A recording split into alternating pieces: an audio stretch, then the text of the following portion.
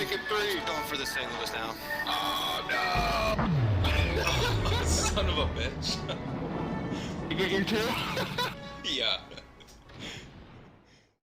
Welcome back to the channel, everyone. Thotgor here, of course, and today we're going to have our second episode of the Epic Comeback series. Yes, we are in the Admiral Hipper today, and you can see that we are on Trap. So, this is going to be a little bit of a crazy battle, right? Trap is usually like this, I find, and it's just because it has that southern point down there, right? The A point that everyone really likes to fight around. And that usually presents some sort of issue on this map. But anyway, we are just sort of sitting here, right, loading in, looking around as well on the mini-map to see where my allies are going to be going.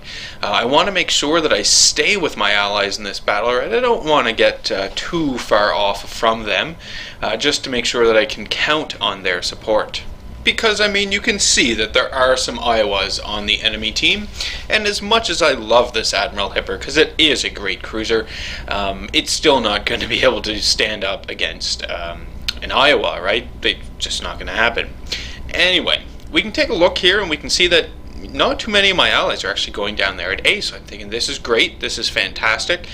We are going to take C and B, right? The enemies might not expect us to do this, because most times, you know, everyone's going to go down there towards A. So if we can do this, maybe take these two caps early on, this battle will be a breeze. This is what I'm thinking. We can see an allied destroyer pushing into C, right?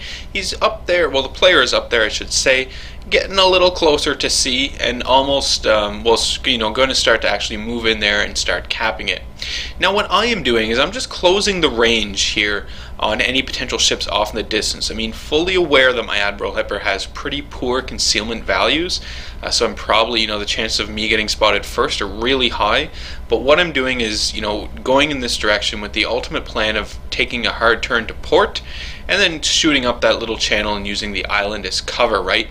That is the overall goal, I guess, is what I'm trying to do here. Now I know and I can see that there is an enemy destroyer in B capping. I mean, it has to be an enemy destroyer, because if it was a cruiser or a battleship, I would have seen it by now. But we know that there's an enemy ship in there. Luckily for myself, I haven't been spotted yet. Well, there we go. Just been spotted. So that's not so great, right? Because now the enemies know exactly where I am. I might not see the enemy battleships who are lining up on me right now. So I'm just going to essentially go bow on, kind of straight into B, but I'm not actually going to go into B. Again, we're going to take a hard turn to port, and we're going to use the cover of the islands that's coming up to shelter us. And then we'll just probably run up to run up to C and see what's going on up there. So at this point in time, you can see the enemies have managed to cap A and B. They have both caps early on. And this is where things start to get hairy for us as well, for my team, because they have both caps. It's a 3-cap game. We have no chance of cap parity in this situation. And there are a number of enemy ships, that do look like they are moving kind of towards C's to put pressure on C, so we can't necessarily count on that point. But more importantly, the enemy ships down there at A now realize that we don't really have any ships down there to oppose them. We have some destroyers moving in now, but that's about it. So all of those enemy ships down there at A can now circle north and start taking B, at least start putting pressure on B. So we need to keep this in mind. So I'm circling back. I've decided against going up there to C. I figure, well, we already have C. There's a number of ships already up there at C.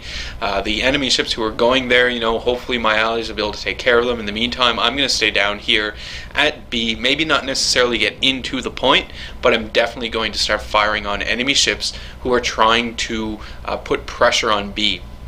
My cruiser is still in there capping B. It's an Atlanta, I believe, and that guy, he really made a risky play here, but it did really pay off for the team. So really glad that guy came in and was able to do that for us. So that's pretty great. We do see the McCall off in the distance that I'm firing at here. We've got armor piercing loaded because it's a McCall, and basically no armor at all. So fairly easy, hopefully anyway, for me to do some pretty big damage to him. Didn't get any citadels, but you can see the armor piercing shots that I did manage to land. did some decent damage, so that's pretty great. So we continued with our turn to port, and we're using the island once again as cover. You can see the value of this island, right? I'm able to get really close to B, put pressure on B, take a turn to port, and go right into cover. Might take a bit of damage, but this island is going to block a lot of the shots, and more importantly the shots that may hit my citadel, so that's great. York off in the distance, so I'm going to start firing on the York. You can see that we still haven't managed to take B, and stuff at C is not going well at all. We have a number of allied ships up there, but they're still not able to actually take out those enemy ships and start capping the point, which kind of sucks. I got a nice lucky citadel hit on the York off in the distance, so that wasn't too bad at all. Took out his engines as well, although I'm sure he was able to repair that immediately. And we are now coming to the north, pushing to C. The benefit in doing this, of course, is not only am I coming up here supporting my allies at sea, securing it, but once all these enemy ships, the two enemy ships, well, there's only one remaining and he's almost dead now as well, but once this last enemy ship at sea here is gone, this last battleship, the last Iowa, or well, no, there's another Iowa, but anyway, once this last battleship is gone at sea, these allies that I have up here at sea and myself are going to be able to now push on B, right? You can see the toll in points that has been taken by not securing the caps early like the enemy team had done with A and B, right? We just, we're at a disadvantage right now. We don't have a whole lot of points. The enemies are killing our ships. I mean, they do have an advantage in ships that they've killed so far, especially, they've taken 3 of ours out and we've only taken 2. But more importantly, we only have 1 destroyer remaining, and the destroyer is really going to come in handy here as the battle progresses. So now that the enemies are at a C, now that that's been taken care of, my allies behind me can start focusing on these guys in B. So we've got an Iowa and we still have the McHale. So I'm putting armor piercing into the McHale right away. I figured that this is probably the best target for me to be firing at, because I can probably get this McHale gone really quickly, and then I can switch over to the battleship, but being aware as well of any other ships around, right? And there we go, enemy destroyer pops up. So we need to keep this guy in mind now as well, and suddenly once I'm done with the McHale, I have to go and do something about the destroyer, right? If the destroyer is still spotted by the time I'm done with the McHale, we're going to have to do something about that guy, because I've got a lot of allied ships coming in behind me, and I'm more or less the screen for these allied ships while they're making their push, so I need to try and do this as best as I possibly can. In retrospect, this probably would have been a great time to actually pop the acoustic sonar ability, just to give everyone that extra sense of awareness for any incoming torpedoes, and you can see torpedoes are on the way now. The player who is in the Pulse Destroyer is not necessarily a dumb player, right? Launching off the torpedoes, remaining hidden, but we can really see now the effect of maybe abandoning A, I should maybe. I mean, the plan of going to B and C, I like the plan, I support it, it's just we didn't take B early on, but you can see anyway now, right? The enemy ships who are at A are now in B. They're up here, they're shooting at us. We've got an Thotgor, we've got another cruiser, still have the Iowa off in the distance. So again, we're going to have to start focusing down these cruisers, doing something about them, right? So I cleared the barrels of the high explosive because I fully anticipated shooting at either the destroyer or the Iowa. Now we are going to start firing at the enemy Japanese cruiser. It's a Miyoko actually, not an Thotgor. But anyway, armor piercing is loaded up and is going in. There we go. 4 citadel hits in that one salvo. just ruined that Miyoko's day, but that was pretty fantastic. Still keeping an eye on the battleship though. I'm really concerned about the Iowa, right? If that Iowa decides to start focusing me, things can go really bad. So we take out the Miyoko with another 2 citadel hits, so that's pretty fantastic. So he's gone, don't need to worry about him anymore. There's still another enemy cruiser lurking around, and we do see 2 battleships off here in the distance as well. Suddenly the Iowa starts pushing right into B, right?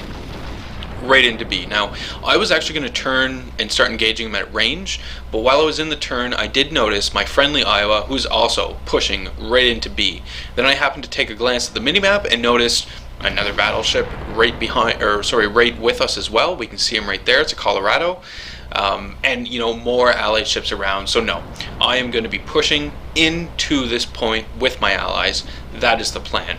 My priority target here is the destroyer, obviously, right? We can see him right there. He's popped up. So I'm really going to try and start engaging the Fubuki here, get this guy gone, but we also need to keep in mind there is more than one destroyer still out there, right? We know that there's a Polish destroyer somewhere around here too. So we're going to try and take out the Fubuki. I have popped my acoustic sonar ability, which is actually right now that I see it and we're talking about it, I think that this was the better time to actually pop it now, because we've got smoke in play.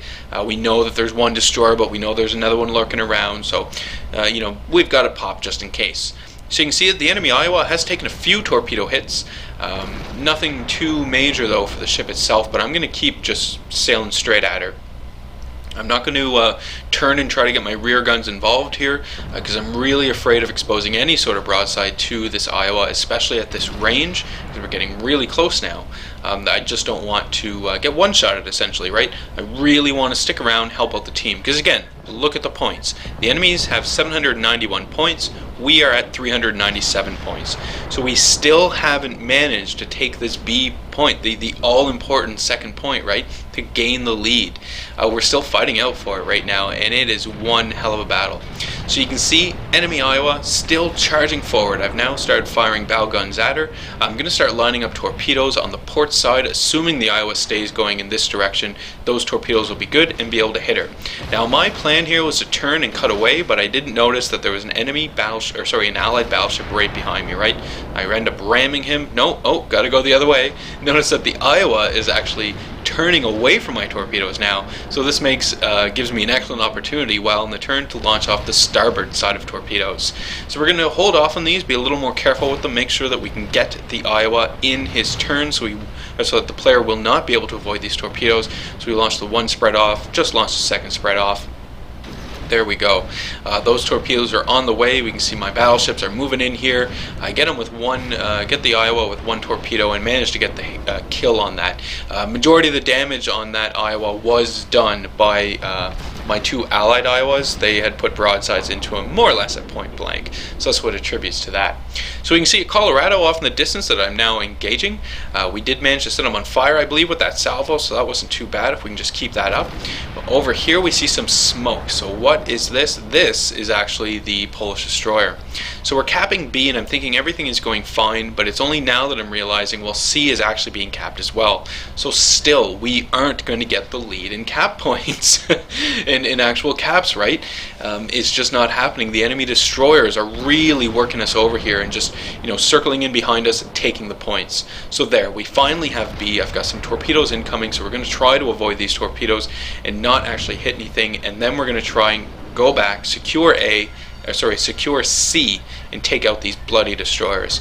So you can see Polish destroyer again, the player, not dumb, right? Hiding behind the cover, using it to his advantage, to his advantage, we'll say.